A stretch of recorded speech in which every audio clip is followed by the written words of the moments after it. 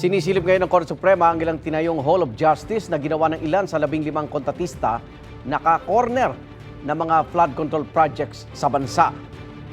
There were projects that were included in the budget for some of our halls of justice, which were outside the judiciary's budget.